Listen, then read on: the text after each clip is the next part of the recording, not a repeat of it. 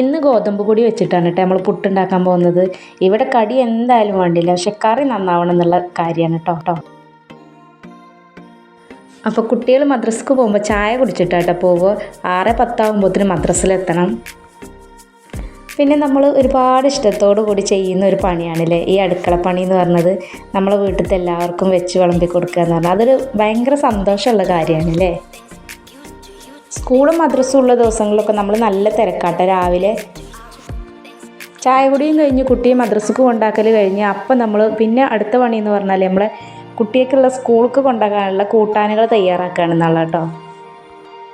അപ്പോൾ ഇന്നത്തെ കൂട്ടാൻ എന്ന് പറഞ്ഞാൽ പയറുപ്പേരിയും കിഴങ്ങുപ്പേരിയും ബീഫ് വരട്ടും കൂടിയാണ് കേട്ടോ.